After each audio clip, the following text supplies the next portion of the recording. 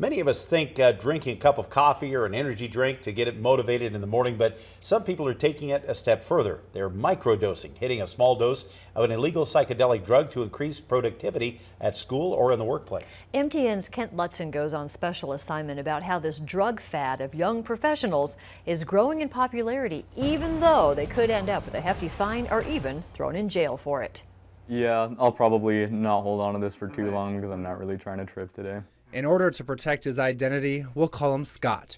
He's a college student at the University of Montana and is just a few semesters away from receiving his bachelor's degree. He also works part-time. However, to balance his busy schedule, he occasionally takes drugs. In fact, small amounts of LSD to help get him through the day. Take Shakespeare's classic quote that the whole world is a stage. LSD is like a backstage pass.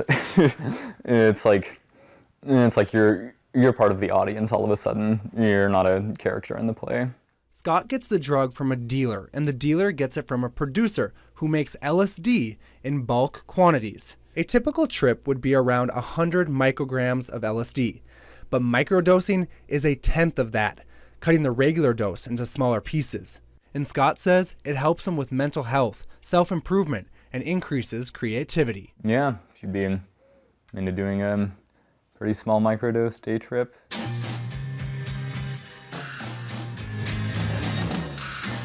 Now, many associate LSD with the 60s, when flower children were attending Woodstock while rocking out to Jimi Hendrix and defining the hippie generation.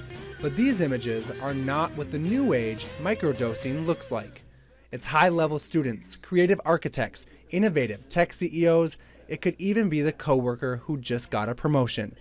But is this self-medicating psychedelic treatment really a healthy option? There's been some recent research on LSD again, so the FDA has started to reapprove studies.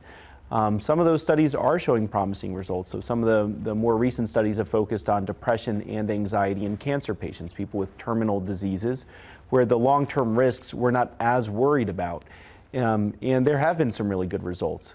So I think that there's potential for therapeutic benefit. In microdosing, I still very much feel like I'm of this world. Dr. Munjal says these studies were done in a controlled setting. He also added there are very serious side effects of using psychedelia, especially if someone is already struggling with mental health issues. People's ability to determine reality from unreality to unravel a little bit. They distort perceptions, and they can even create perceptions that don't exist. And so very much a hallucinogen can mimic a psychotic state.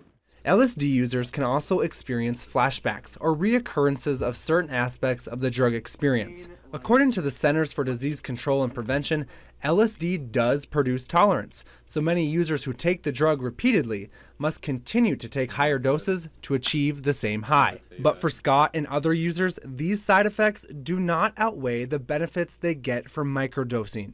Right, so I'm somebody who's dealt with anxiety and depression for a number of years now, and something that tends to be really frustrating with anxiety is that you get locked into these sorts of very rigid ways of viewing the world. The psychedelic experience really gives me the tools, I think, to observe the way that I'm thinking about things and the way that I'm engaging with things without that dimension of frustration. Scott is just one of many young professionals who are microdosing here in Missoula. They're taking small portions of hallucinogens before class or even work.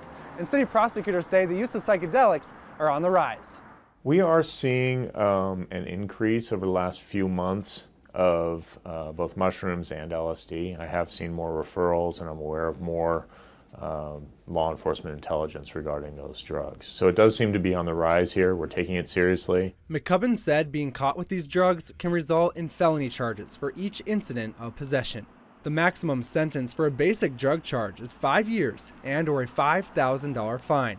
And some users say the benefits from microdosing are worth that risk. How do you justify doing a psychedelic when you know that it's very well illegal?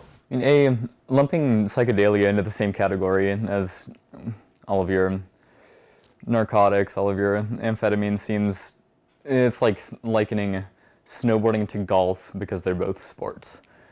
The positive benefits largely outweigh any sort of negative stigma or culture that's developed around psychedelics, and I feel like the culture is going to shift when we realize that there is a lot of good stuff that can come out of moderated, responsible use. On special assignment, Kent Lutzen, MTN News, Missoula. And Dr. Mungiel says there's still a lot of research that needs to be done on the use of LSD in the medical realm.